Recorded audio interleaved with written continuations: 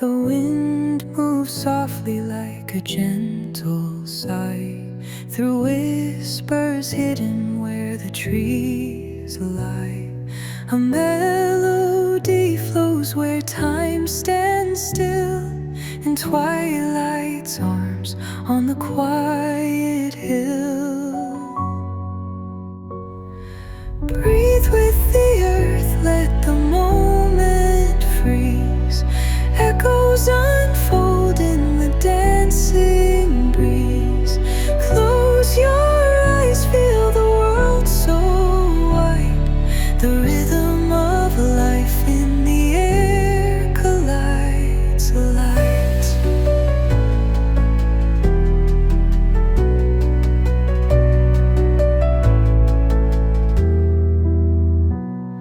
The river hums with a silver gleam, under moonlight's watching a shadow dream. The stars lean closer, their hearts ignite. They kiss the horizon to end the night. Oh, let us drift, let the current steer. No sound too loud, nothing's unclear. A flute that sings from the ancient stone, its song a story in the undertone. Breathe with the earth, let the moment freeze. Echoes unfold in the dancing breeze. Close your eyes, feel the world so wide. The rhythm of life in the air collides. Hands on the strings, heartbeats align. The breath of a flute feels so divine. Ethereal whispers carry us away, where dreams are born at the edge of day.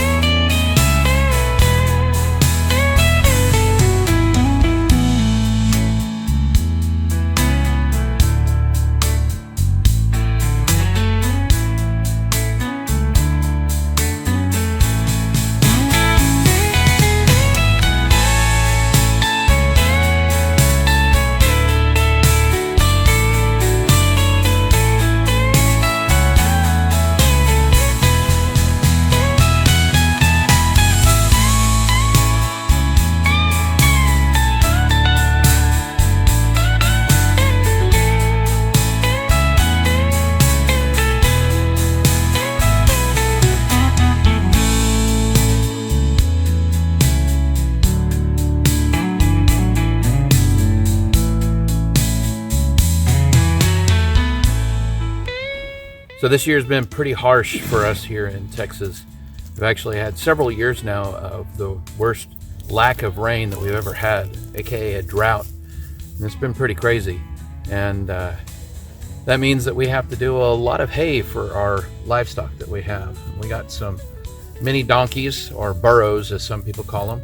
And this one happens to be called Stormy because he was actually born in one of the few storms we've had recently. And then we've got a couple of goats. But we're always taking care of them and making sure they've got all the hay that they need and all the food that they need. Just part of being a little mini ranch, taking care of your animals. And this rambunctious one here, this is Michael. He is our weathered goat. And he likes to play with everybody. He's never rammed anybody out of anger, but he definitely wants to play with you.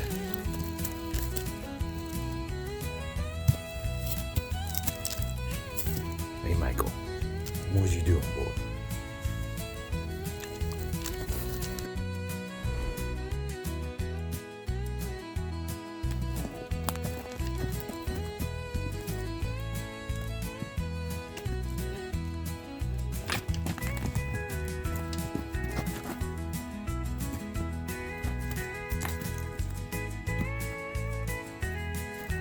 He definitely likes to play, but we've never actually had him come up and ram us. Not once. He doesn't do that stuff. His little sister, she'd come up and just ram you as soon as your back was turned, but not him. He's very friendly.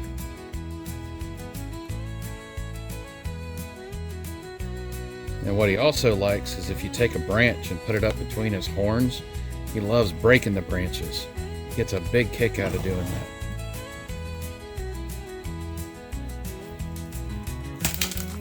Yeah, there you go.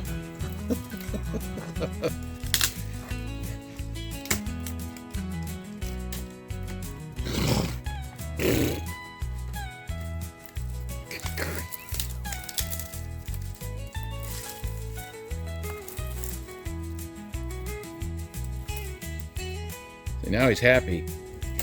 He went and broke the branch.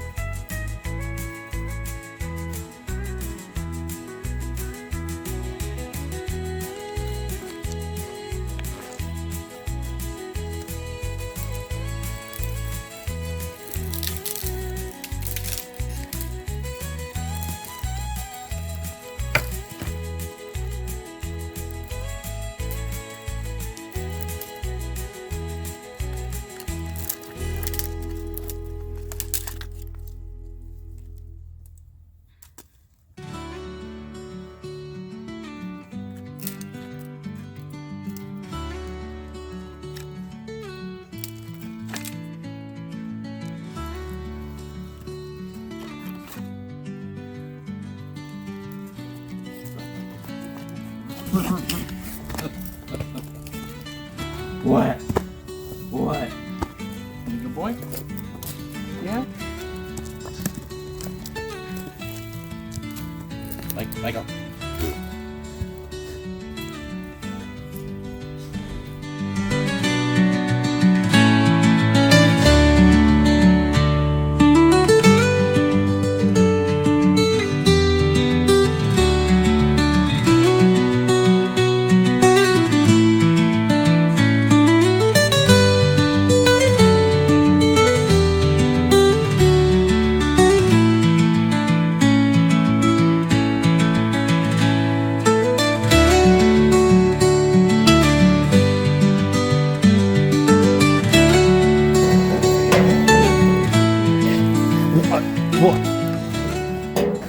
So one of the things that we always try to do, because of the type of feeders that we use, we actually put hay in them. And what that does is it creates a visual barrier from the animals that are on one side compared to the animals that are on the other, so they're not able to see each other. And that's definitely helped with our goats, especially our female. Her name is Clarice, and she doesn't quite like it whenever the mini donkeys come up and they want to eat. So we do this, and it makes it where she can't see them. And since she can't see them, she doesn't try to ram them with their horns. And even if she does hit the cage with their horns, it doesn't freak out the donkeys on the other side. So that's why we are always putting hay in here, because obviously that big system over there don't really need to have any additional hay over here, but that's why we choose to do this. So with this system here, you'll see that there is actually complete clearance. You can see all the way through, and there is nothing under here that's actually touching the ground. So what that's allowed for is actually less waste of the hay itself. Now you'll still see that there's hay that's fallen down here, but if we leave them without a hay bale for a while, they'll actually come through and eat out the good parts that are in here. If you do a typical ring that actually sits on the ground, well, first of all, you have the rot that happens right along the ground, but you also have a big giant section that the animals aren't able to get to. You have to move the hay ring every single time you're doing that. With systems like this, at least for our livestock, even whenever we had a very large bull here with us, this still worked extremely good for us. So we definitely like the cradle. A little bit more tricky to get your hay in it, but it's really not that difficult. And so far we've not had any issues with any of our livestock trying to push it over. Even our big bull, he was a little over 1,000 pounds whenever we took him to town to get processed. But even with him, he'd kind of push on it a little bit, but he wouldn't try to push it over or dump it over. If you do have problems with animals doing something like that, then you could always tie this down with different types of attachment systems to take it down into the ground. Same thing you would do with a hay ring. So, but for us, this has saved us with so much hay and very, very little rot within the hay itself because of this elevated system. One of the other things that we do for our livestock is we actually give them a little bit of feed just to make sure that they're getting all the nutrients and minerals that they need. And this is two different feeds that are mixed together. You can definitely see the one with more molasses in it. That's going to be the darker. And then this lighter stuff, which is more prone on this one, that has a lot more of the minerals and salts in it that they need. And then usually we give them about this much, and we lay it out within the two feeding troughs. They come over and they enjoy and partake of the food. And we just throw it in the middle, and they're able to get it from both sides. Hey, Michael, look out, bud. Look out, look out. Hey, look out, look out. It's over here. Yeah.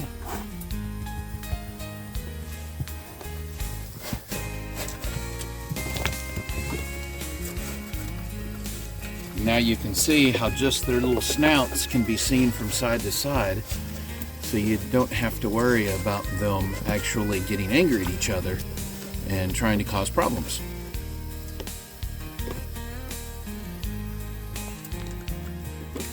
One other little thing that we do, we actually have Sweetie here, and Sweetie doesn't like the other feeds so much, so usually we actually feed her dog food of all things. She loves the dog food. You just come over here, give her a little bit of dog food, and then you get to hear for the next 30 minutes crunching. So yeah, this one right here is Marie, and then her mate is this one right here, and that's Donnie. So we've got Donnie and Marie. And then here is their first daughter, and she is Sweetie, because she is a true sweetie. And then we have Donnie and Marie, of course, had Stormy, which you met earlier, who's over there by the hay, enjoying the hay right now. As you can hear, they love the dog food. They're also big believers in bread. And then for the winter time and whenever it's raining, we actually built this movable, portable shed. So you can actually take chains, hook it up to your bucket, and you can physically tow this around your property. And these sides here, they all flip up so that during the Well, summertime, we can open them up and we have a breeze coming through, but during the winter time, as we're getting here, we actually have had some nights dipping into the lower 30s. So we keep these lower so the animals can have their body heat stay within this confined space, and it really helps them quite a bit. And that's the whole goal of all of this system with the gate and everything that's welded up. This is 2 3/8 inch oil-filled pipe casing. So the system itself is not going to go anywhere. It's extremely beefy. And then from there we have pressure treated 2x that are screwed onto that. And then of course we've got corrugated galvanized metal that is affixed to that.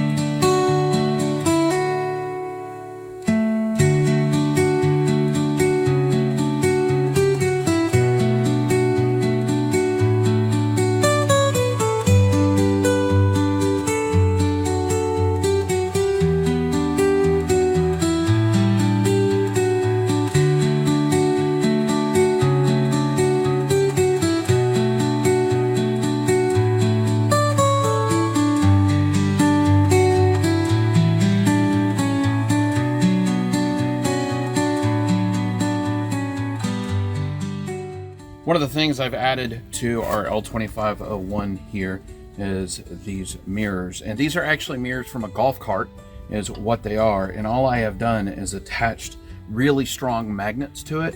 And it's on there. And that allows me to have mirrors on it so I can actually see behind me, because the L2501 doesn't have these from the factory. Now, the nice thing about them is they're cheap. And as I'm going around here, I've definitely broken a few. In fact, my passenger side, my right side is broken as of the moment because you'll hit trees and stuff with them. So they're nice and cheap and replaceable. And they do a great job for what they are. So I'm really glad that I came up with this solution, especially with the magnet feature with it. The other thing that I have done to this tractor recently is I've actually switched out to the pin-on system to the standard quick attach. And that's allowed me to use things like these pallet forks. And I had to switch the bucket up from the old style pin on and actually cut that apart so that I could weld on a plate that would allow me to make it a quick attach like this. So that's pretty much the evening time that we do. We don't always put in a new hay bale, but whenever we need to, we'll slap it in there. But we're always taking care of our livestock, making sure that they're well taken care of, they're healthy, check their gums and hooves regularly, make sure they don't have any problems with splits in their hooves. And with goats especially, you can look in their mouths and in their eyes, and you can actually see if they're having any problems with parasites. So that's a great way of taking care of your goats. Appreciate you coming along with this really short little video here of what we do just in the evenings on our homestead here, and that we get to come out and enjoy our animals, and we feel very blessed to have all of these things available. Thanks for watching.